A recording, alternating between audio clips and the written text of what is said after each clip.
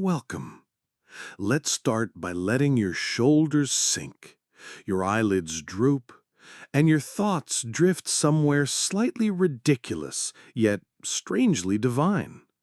Tonight, we slip into a story that even the muses forgot to mention. It's a myth of silence, of yawns, of clouds and sandals and soft places to lie down. Of a minor god so obscure, even the other gods said, "Wait, who?" But first, before we stretch out in mythological mediocrity, take a breath. You're safe here. No monsters to slay, no labyrinths to escape, no golden apples to chase. Just soft shadows and lazy legends. And if your eyes close halfway through, perfect. That's kind of the whole point. So, if you like drifting into tales with no urgency whatsoever, give this video a gentle thumbs up. Maybe subscribe if you haven't already. And tell us in the comments, where are you listening from, and what time is it where you are? The gods are curious. Now let's ease into tonight's journey. You walk along a warm stone path, smooth beneath your feet, the kind that's been walked on for 1,000 years and never once hurried.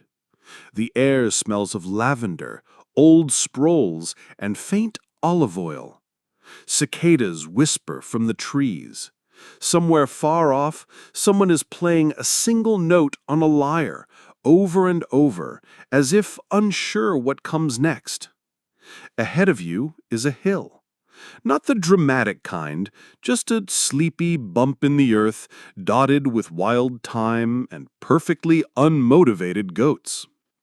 At the top sits a small shrine, faded, neglected, and gently leaning to one side. There's no line of worshippers, no sacred flames, just a cracked stone altar and a sun-faded carving. A figure reclining on a cushion, eyes closed, mouth slightly open. This is the shrine of Hypnolio, the forgotten minor god of naps. Yes, he had a title. He also had a small fan base in one village, a single hymn, and a goat named in his honor, though the goat was famously stubborn and once ate its own sandals. You step into the shrine. It smells faintly of dust and sleep. A single fig has been left as an offering, slightly overripe, attracting a bee who is also clearly half asleep. There is no oracle here, no priest, just silence, and something gently, inexplicably sacred. Because Hypnolio's gift was simple. He believed in rest, in stillness, in the holiness of not doing. While others chased glory and clashed bronze against bronze, he preferred a cool patch of moss and a nap that stretched into myth. Historians still debate whether Hypnolio ever existed, or whether he was invented by temple scribes who desperately needed an excuse for long lunch breaks. But here, on this hill, the breeze feels like memory. And maybe that's all a god needs to linger. Let's go back, just a little, to when Hypnolio still walked among the divine. Imagine Mount Olympus, glittering and loud, gods shouting over nectar, storms being brewed casually in corner rooms, and golden lions wandering the halls unattended. And in the middle of all this divine chaos, there's Hypnolio. He's curled up on a velvet cushion the size of a boat sail, snoring softly. No thunderbolts, no speeches, just an olive branch used as a bookmark and a scroll titled The Philosophy of Gentle Yawning. The other gods, as you might imagine, were not impressed. "Do something," barked Ares. "Dream something. offered Apollo more encouragingly. "Stop drooling on the marble," muttered Hera, walking past. But Hypnodio just smiled, a slow, satisfied smile that said everything was fine exactly as it was. He didn't need temples, or armies, or mortal fan clubs writing tragic plays. He had naps.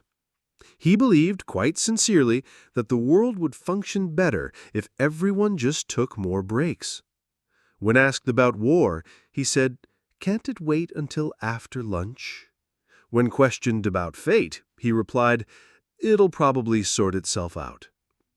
This, you may imagine, did not sit well with the more ambitious deities.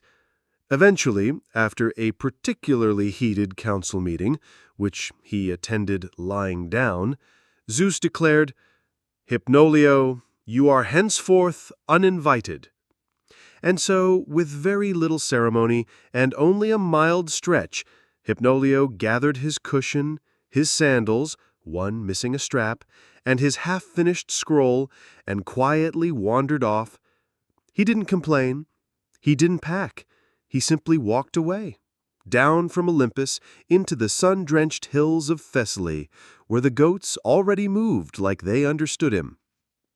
Some say he settled in a small olive grove. Others say he became a breeze, drifting through fig trees and hammocks. But most, frankly, forgot him. Even the muses, who wrote odes about toe-shaped clouds and heroic hairdos, didn't bother to include Hypnolio. Too sleepy, too soft, too horizontal. But he didn't mind, because Hypnolio wasn't seeking memory. He was offering rest. And for those who remembered to slow down, he was still there, just out of sight, like a nap you forgot you took, You but walk somehow now through still olive feel groves better that for. haven't changed in centuries. The ground is soft with fallen leaves, the trees are twisted like thoughtful old dancers, and the air smells faintly of sap, time, and stories no one's in a rush to tell. This is where Hypnolio wandered after Olympus. He didn't make a grand entrance. There was no bolt of light, no booming introduction. Just a quiet sigh, the sound of sandals in dirt, and a very long blink that could have easily been mistaken for sleep. He found a hill that sloped like the perfect recliner and simply stayed. No temples, no followers, just the wind and a goat who thought he might be edible. He named the goat Sophronios, after a dream he once had involving a wise cheese merchant. Sophronius ignored him for 3 days straight before finally lying down beside him. It was, in divine terms, a friendship forged. Every day, Hypnolia would rise with the sun, well, near the sun, and stretch toward the sky like someone trying to remember why they stood up. Then he'd sip water from a cool spring, eat a fig, and lie down again. This, to Hypnolio, was worship. Rest wasn't just idleness, it was balance. The world was full of effort, his gift was ease. And people began to notice. Not many, and certainly not loudly, but farmers passing through would speak of the gentle one on the hill.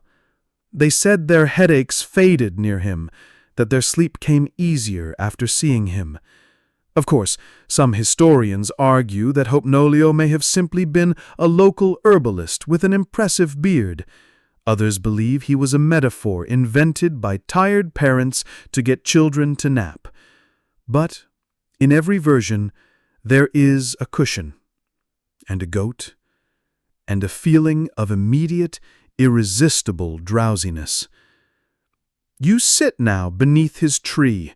The bark feels cool against your back. A breeze slips past, and you catch yourself yawning, not out of boredom, but from the overwhelming permission to relax.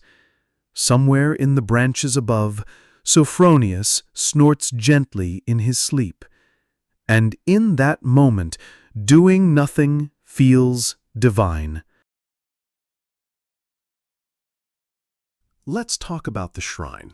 It wasn't built all at once. There were no grand designs, no carved columns with 10-headed lions, no gold leaf murals of thunder gods wielding unnervingly large accessories. Instead, the first offering came in the form of a pillow, a soft one, left by a passing traveler who said he looked uncomfortable. Then came a basket of plums, slightly overripe. Then a blanket, woven from goat wool and daydreams. Then someone painted a smooth stone with Hypnolio's favorite phrase, "Maybe later." And so the shrine built itself, gift by gift, nap by nap. It became a place not of worship, but of exhale.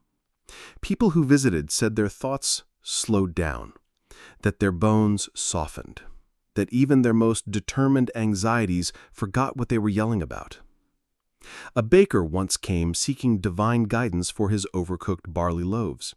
He left with nothing but a yawn and a recipe for herbal tea. It was his best seller. A young athlete came hoping for a blessing before a race. She sat down, dozed off, and missed the entire event. Woke up delighted, said it was the best day she'd had in years. You wander through the little garden now. Lavender brushes against your ankles. Bees bumble past like they too forgot what they were doing. And at the center of it all, beneath a lazily leaning fig tree, is Hypnolio. Or at least a statue of him.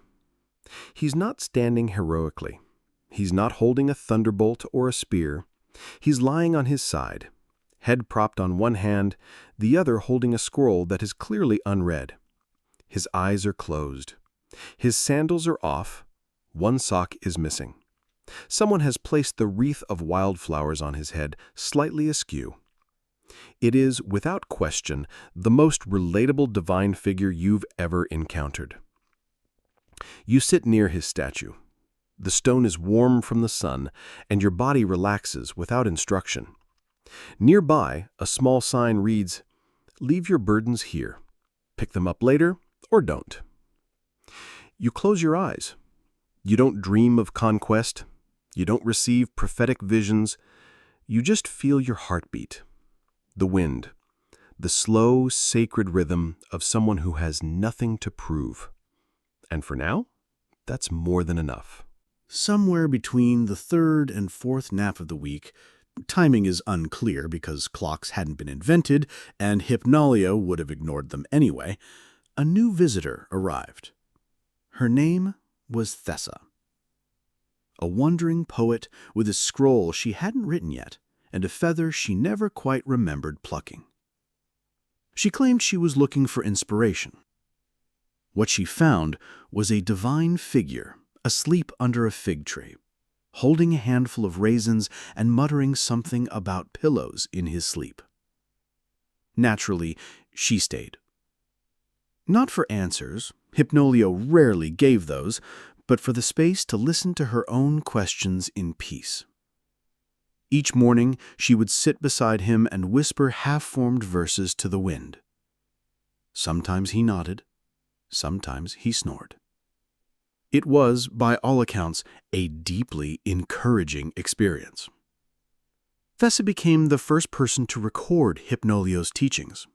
Not in tablets of stone or thunderous hymns, no, she scribbled them on scraps of papyrus and occasionally the backs of fig leaves. Some excerpts. Even the sky rests at night. Napping is not escape, it's rearrangement. A well-rested goat kicks less. This last one, historians believe, may have been about Sophronios, who once launched a farmer into a blackberry bush after being startled awake. You walk now through the scattered remains of Thessa's notes. They've been tucked into cracks in the stone walls, tied with twine to olive branches, left under smooth pebbles like sleepy messages from another time. You pick one up. It reads, "Rest is not laziness. It is respect. for your body, your mind, your very breath. The words don't demand anything. They just settle into you like warm sun. You lie down under the fig tree, a leaf falling nearby in slow motion. You do not write a poem. You do not seek meaning. You simply breathe and let the silence explain itself. Let's pause here to appreciate the slow inventions of Hypnolio's devoted, but mostly horizontal followers. Because, in time, word of the nap god drifted across sleepy trade routes and drowsy shepherd paths. No major temples were ever built in his honor, but rest stops? Oh yes. Tucked beside overgrown roads and forgotten wells, you'd find the shrines of softness. Simple spots with cushions sewn from goat hair, pitchers of cool spring water, and signs reading, "You are exactly on time, even if you stopped." There was even an unofficial priesthood. They called themselves the Folded Robe Society. Their sacred ritual? Sitting down. Their main theological disagreement, whether to nap before or after the midday nap. You walk now, through a path dotted with moss-covered stones. The sun is high, but not rude. Birds are holding small, uncommitted conversations in the trees. Ahead is one such nap shrine. It has no doors, just 4 pillars, a thatched roof, and one very inviting pile of blankets that looked like they've been laundered by cloud spirits. Someone has left a bowl of olives beside a small flute. No one is playing it. The flute seems okay with that. Inside, you find a wall painting, faded but clear. It shows Hypnolio lying on a hill while other gods charge into battle behind him. He's not ignoring them exactly. He's just facing a different direction. Beneath the image are words, traced in ochre. Let them clash. You'll nap through the ages.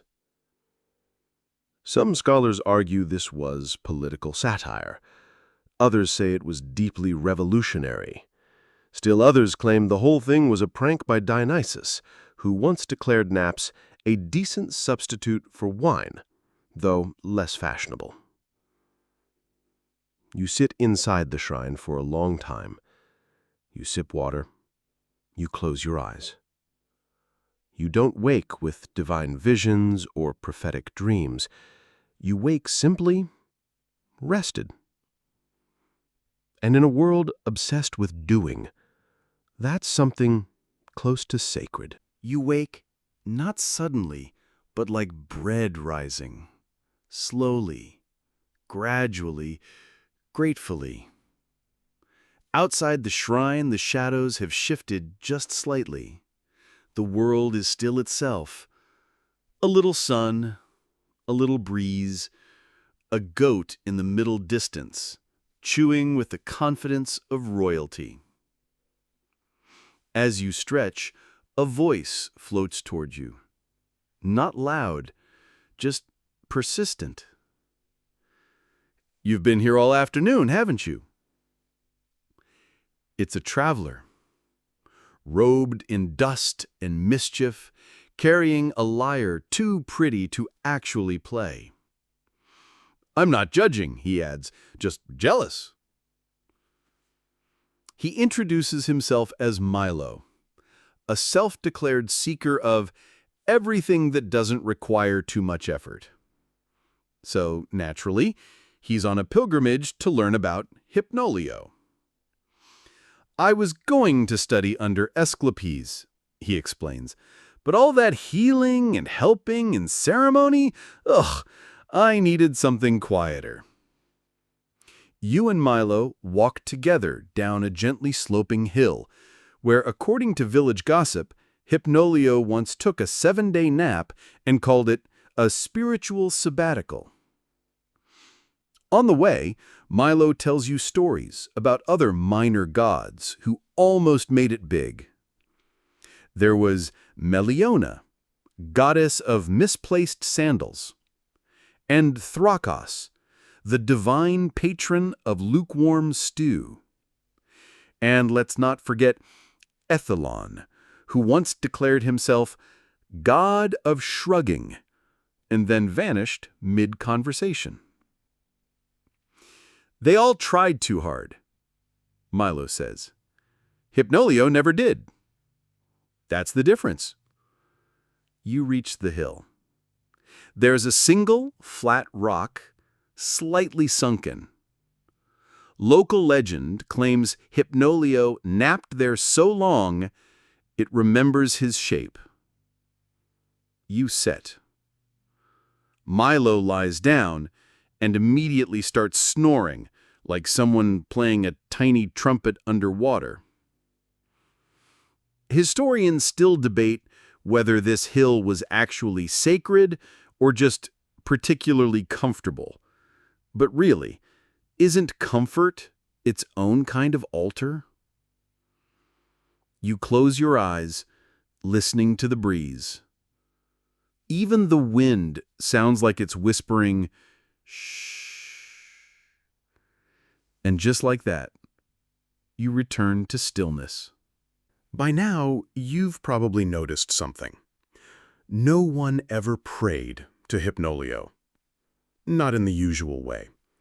There were no sacrifices, no dramatic pleas, no complex chants with suspiciously timed thunder.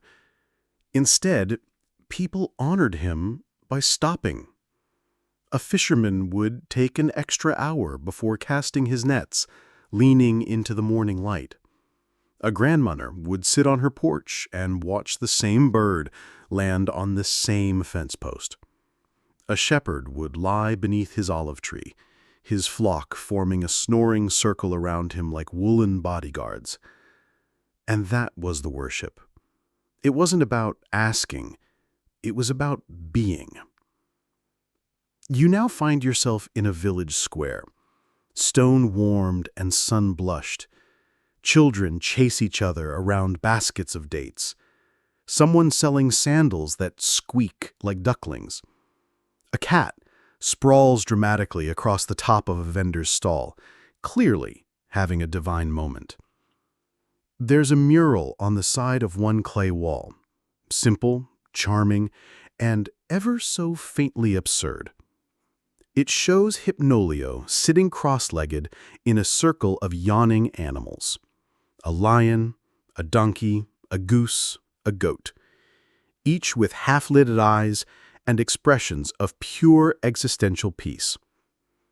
Below it is an inscription: "Even the mighty must lie down eventually." Milo appears beside you again, holding 2 fig pastries. "I bought these as an offering," he says, then eats both. He'd have wanted it this way. You sit on a bench, watching the world spin, very slowly. There's music somewhere, just a reed flute, wandering between notes like it doesn't care where it ends up. A young woman comes to sit beside you. She doesn't speak, just sighs like someone who has finally taken off shoes that were too tight. After a while, she says, "I came here to forget something.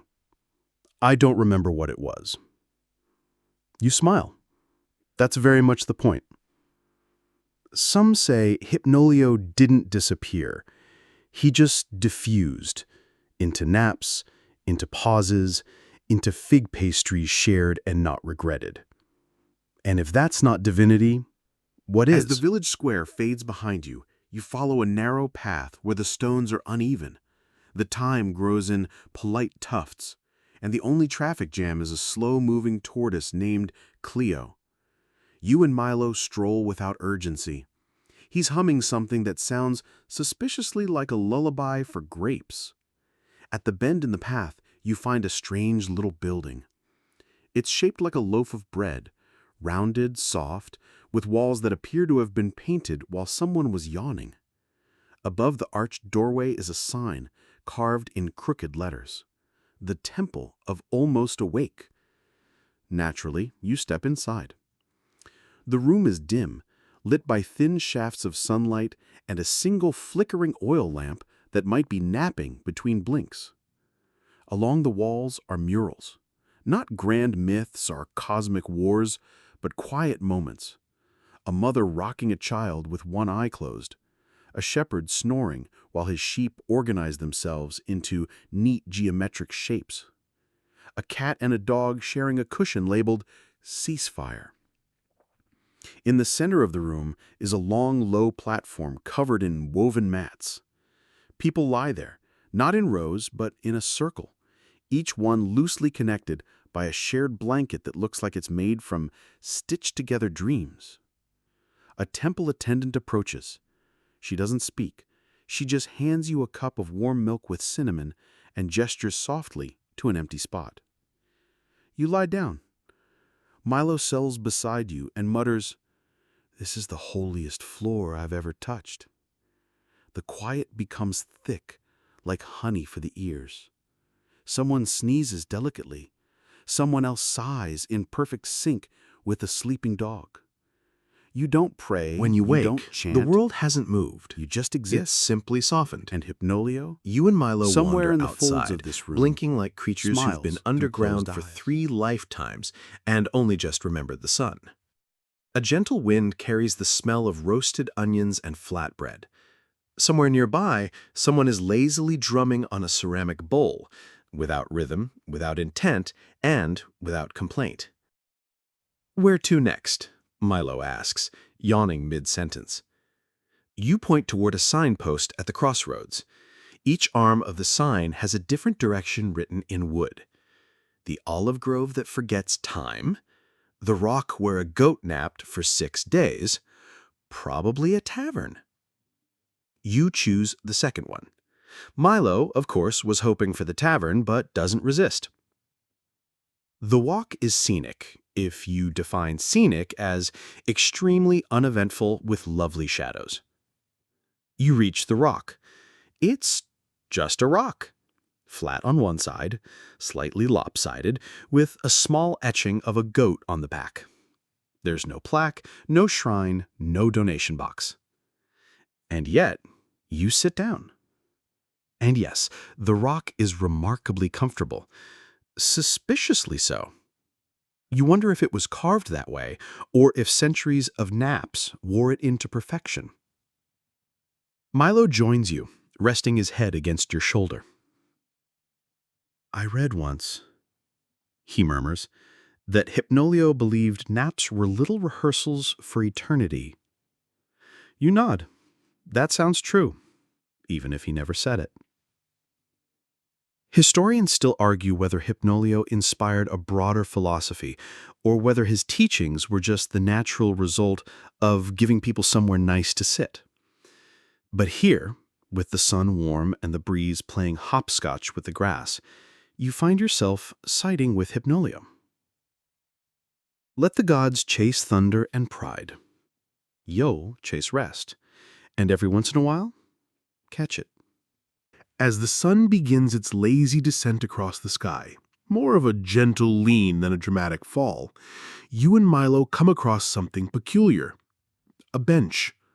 Not strange in itself, except this one is carved entirely from one single tree trunk and etched along its surface with sleeping faces. A whole community of dozers, some bearded, some bald, one with a sandwich still clutched in hand. The inscription reads, "We sat down just for a moment." There is no follow-up, just that one sleepy sentence, suggesting that perhaps the nap never ended, and no one's mad about it. You sit. Of course you do. Milo lies flat across one side, dramatically announcing, "I feel like this bench knows me." Across from you, a turtle ambles past, dragging a daisy chain behind it like the world's slowest wedding. Somewhere above, the clouds are barely moving, as if reluctant to disturb anything below. This is when Milo decides to share a story he heard from an old grandmother in a mountain village. Long ago, Hypnolio was invited, accidentally, to a banquet of celestial deities.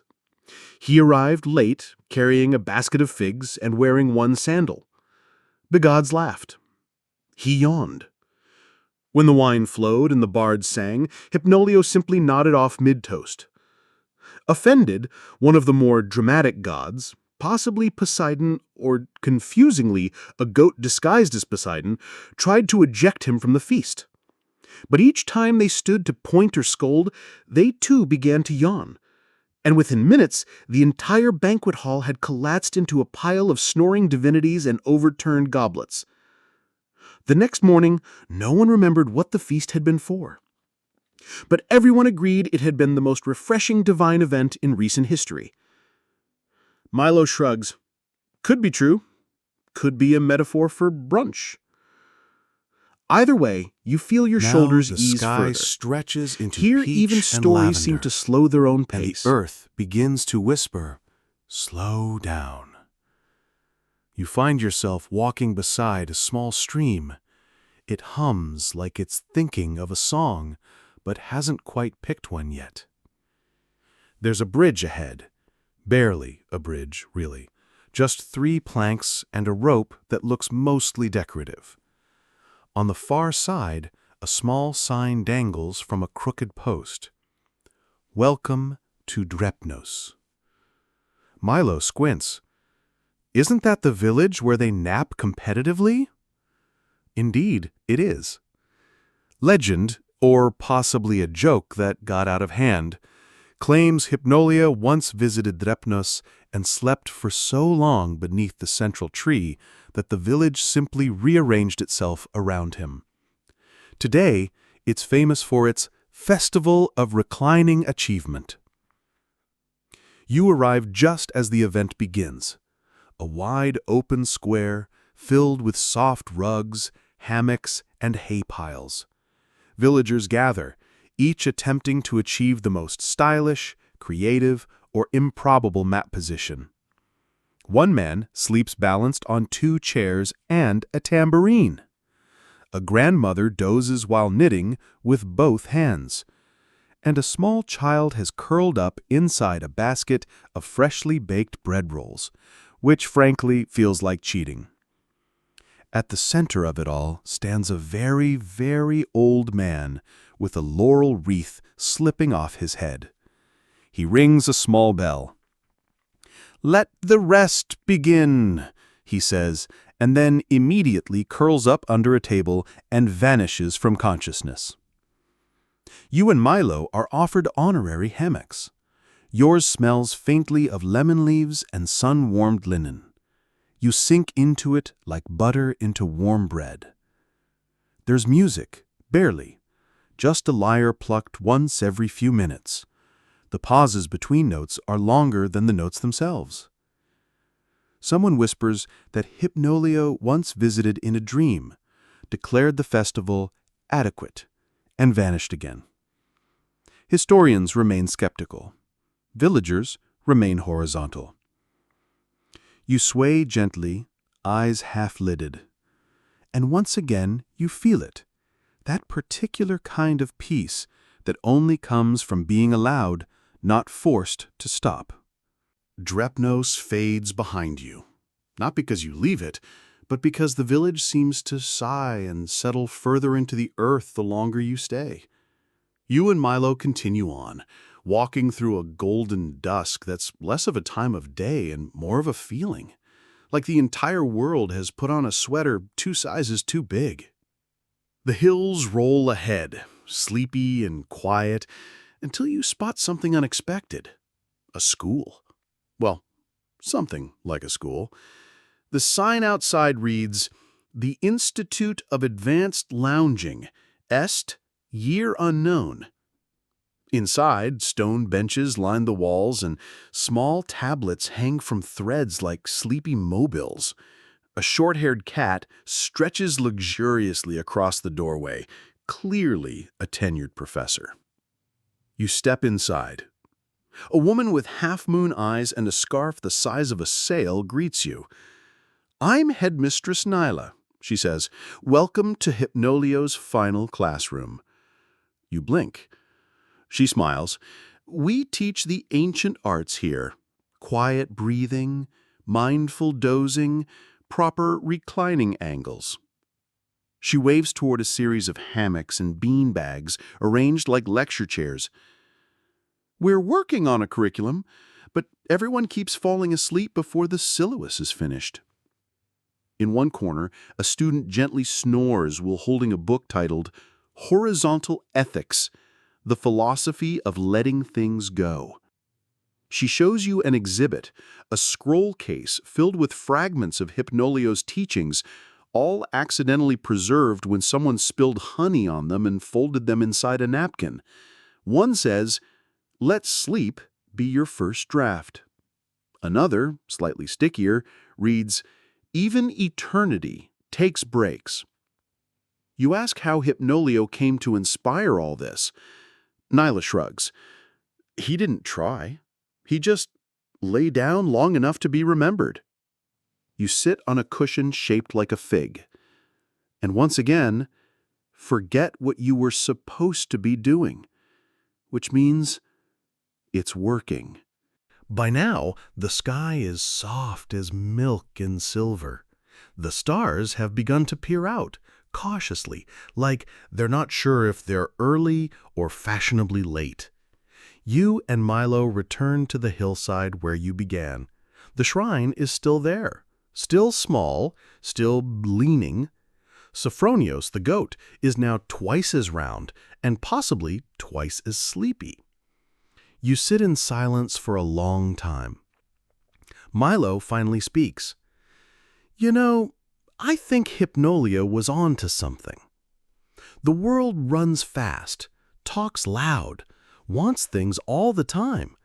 But when I think about what I actually miss, it's the quiet. It's afternoons like this. It's nothing, really. He yawns so wide his eyes water. Then, do you think he's still out there somewhere, Hypnolio? You look up at the sky, and in that moment, a cloud drifts past that looks almost like a man on his side, one sandal dangling off, head resting on a cushion of air. Maybe. Some say he became a breeze. Some say he dreams in the roots of fig trees. And others believe he waits in every pause you allow yourself to take. Historians, of course, are still divided. But you know this. Right now, as your breathing slows and your limbs feel loose and lovely and longer than usual, you are resting in his temple. The temple of no pressure, no panic, no prize for staying awake longer. Just rest. Off to the side, a boy passes by, carrying a fresh loaf of bread and humming something tuneless but soft. He nods politely and disappears down a path you hadn't noticed before. Maybe it leads to a dream, or a nap that lasts a little longer than planned. And nobody minds. The stars above now gather properly, blinking like old friends who don't need to say much.